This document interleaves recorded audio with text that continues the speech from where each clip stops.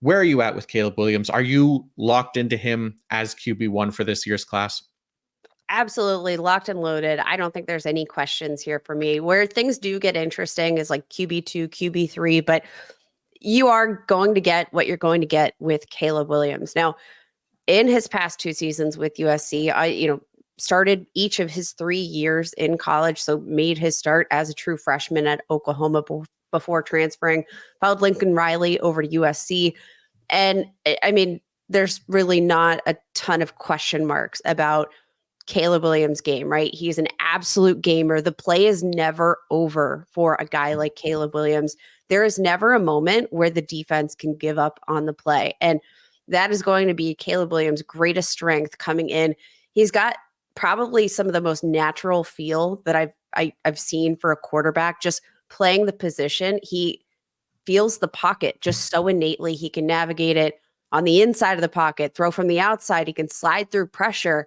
He can bounce outside the pocket. And you know what? Like when we talk about these off-platform throws that he's capable of, Caleb Williams is like comparable to Patrick Mahomes in some of those like sidearm, flexible throws that most quarterbacks can't make in the league. Like Caleb Williams can make all of those throws and then some. Biggest question mark, sometimes he can play a little bit of hero ball. Sometimes he holds onto the ball a little bit too much. And we've unfortunately seen that translate to a high pressure to sack rate among all of these rookie quarterbacks in the top 6 that we're going to talk about here today had the highest pressure to sack rate, 23.2% in 2023. That's a big problem. And this has been a sticky stat that we've seen translate to the NFL sack quarterbacks that have a high pressure or a high percentage of those pressures converting into sacks, that we generally see that, translate to the next level. So how problematic is that?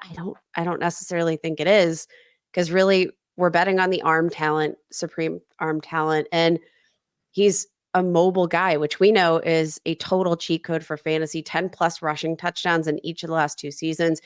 Not necessarily like the pinnacle of his game. He doesn't, make all of his money with his legs, but he's a solid athlete, and you can never let that play die with Caleb Williams, either through the air or on the ground.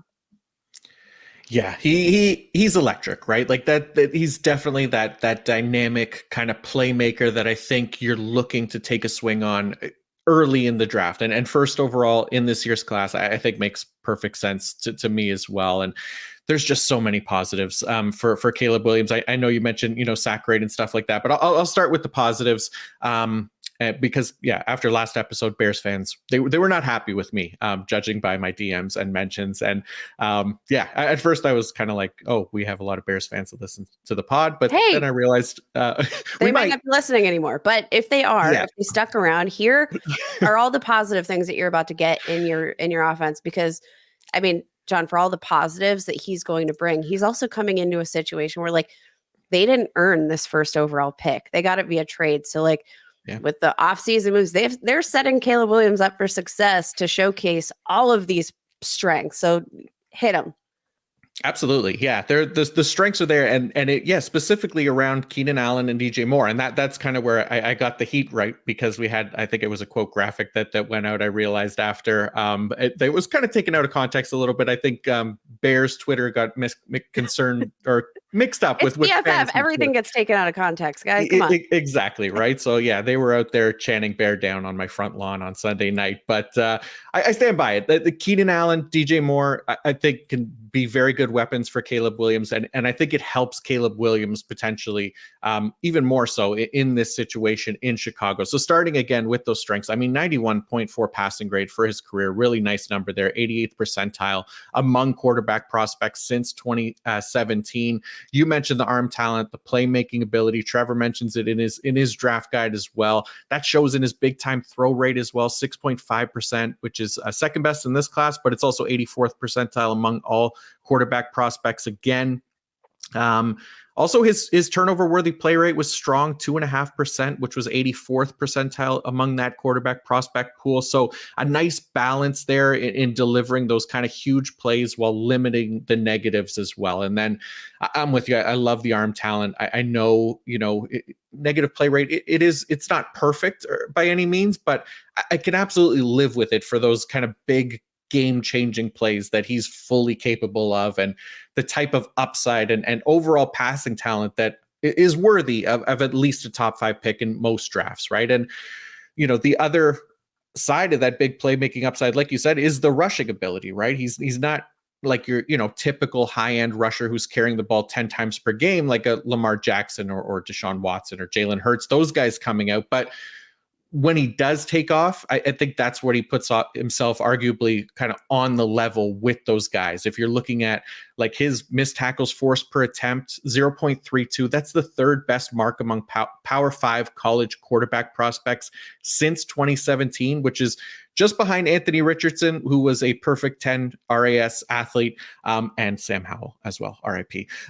But if you want more than that, he's also 91st percentile in yards after contact per attempt, 94th percentile explosive run rate among those Power 5 quarterback prospects as well since 2017. So some really, really nice numbers there. And weaknesses, they are what they are. Like you said, there's that sack rate, but again, I'm not overly concerned about it just because of his play style. And then the other part of it too was that his passing grade did decrease in 2023. We saw him with a 90.3, then a 90.1, and then 84.6 in 2023. So there was a drop off there. We saw his turnover worthy play rate increase as well. Like you said, that pressure to sack conversion rate also increased. And he just has like an insanely long average time to throw as well, right? 3.27 seconds, which is the highest among all 107 quarterback prospects since 2017. And that hero ball mentality, like exactly, the play is right? never over, but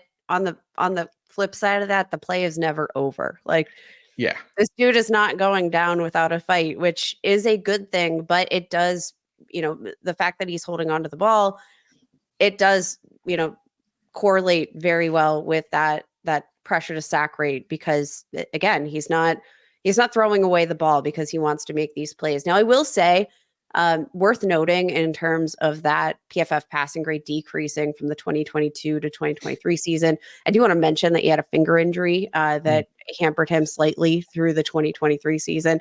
Obviously didn't hamper him too much because still one of the top quarterbacks in the FBS. So not going to like linger on that too much, but I do, wonder how much that played in. It was a pinky injury, but it's it's your finger. So I hear fingers are important for quarterbacks. And so I think that's worth mentioning. And now, like, we mentioned the rushing upside, right? And I do want to just highlight this so much because I think what makes him such an effective runner is the fact that he can throw on the run so incredibly well. And like, you flush him out of the pocket, it doesn't really matter, right? Because like the play is still not over. Outside of the pocket grade, 90th percentile for quarterbacks over the past 2 seasons. You flush him out of the pocket and he's still the same Caleb Williams, if not even better than he is inside the pocket. And I think because of that fact that like you flush him out of the pocket and he could still be as effective of a passer, again, the play is never over because he's not just going to take out and run because he's been forced out of the pocket. He can still throw. He can make the throws across his body even as often as they're ill-advised. Caleb Williams, he's absolutely special. He's young. I think, the pressure to sack rate, we can probably work on that at the NFL level. The Bears working to build that offensive line, having plenty of, I think, diverse weapons that, he can utilize in terms of like dump off options. You have DeAndre Swift now in that offense that I think, adds a threat in terms of the receiving game. An effective dump off option there can really, I think, have a big, rushing attack with that trio of running backs paired with Caleb Williams, paired with the receiving options. I do think Caleb Williams can come in and be a top 12 quarterback year one and fantasy football. And I don't know if that's getting too spicy or not here in the first 15 minutes of the show. I mean, I was going to say top 15, but hey, top 12, we'll take that. That's This is nice. PFF. We are nothing but, if There you not go. spicy. Let's go top 12. I don't know. Yeah. I'm looking at, the potential range, and usually I'm not this bullish with rookie quarterbacks, especially because obviously you have to make the transition to the NFL, which is not an easy task. You also typically, with a lot of these quarterbacks that are being drafted highly, they're not being drafted to good teams. But I do think the Bears are a much better team than most teams that are drafting inside the top 3. Like, this is not your mama's number 1 overall pick. This is the new and improved Chicago Bears offense. And I got to say, Ryan Poles very impressed with the way that he's built this offense this offseason, because I think like everything's kind of falling into place. They also have flexibility with what the number 9 pick to boot. So like whether they, get reinforcements on the offensive line, whether they draft another receiving weapon, like they could be in position for a Roma Dunze or, like they could just absolutely load up this offense to make it kind of a fail-safe option. But Caleb Williams, because of the rushing upside, because of the way that they've orchestrated this offense, I think he's in a position to make a big splash in year 1. Yeah, look, I'm with you. I love the potential. I love the offense and the weapons around him as well. But yeah, like there's definitely a path there, right? And I mean, you mentioned the Patrick Mahomes comps. It's a very common comp that I've seen for him, and of course it's on the absolute high end outcome for him, obviously. But I think just as far as playing style goes, and then even numbers just in college, I think there's an argument like comparing prospects side by side that Williams, obviously, I think going first overall compared to where Mahomes went at 10, but arguably a better college prospect than Mahomes, looking at some of the numbers. And I'm not saying that's going to translate to him being better in the NFL or anything like that. I don't want that to be the takeaway here, but just in similar styles in these guys, they're dynamic rushing talents who weren't overly reliant on their legs for production.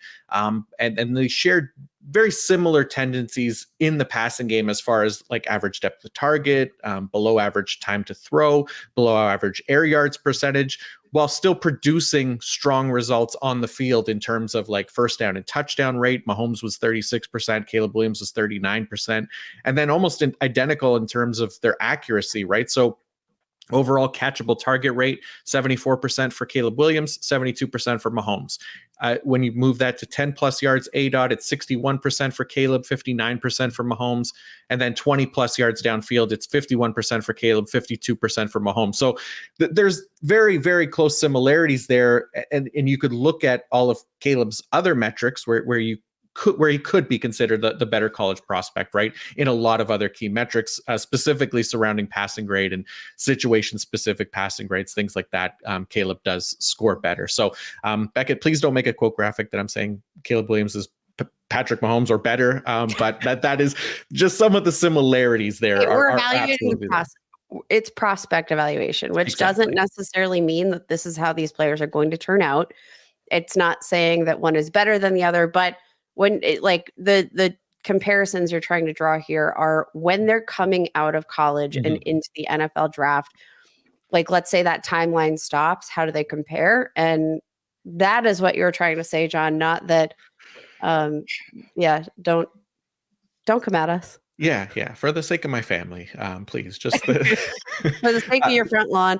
But I mean, I think both of these quarterbacks, both Patrick Mahomes, Caleb Williams, they do have a sense of like optimal ball placement to maximize yards after the catch. Like those are, those are specific things that, I think come on the back of arm talent, having an understanding of touch and maximizing those traits where to the point where you don't have to have a 20-yard bomb on every pass attempt in order to maximize yardage. It's good football. It's smart football. And I think that is probably the best way you can say that. And I do think that like the way that Patrick Mahomes plays football, I think my comp for Caleb Williams, it's going to be a combination of like a Patrick Mahomes and an Aaron Rodgers for a lot of those reasons that we've already talked about. Yeah, no, I think that makes perfect sense. I can definitely see it.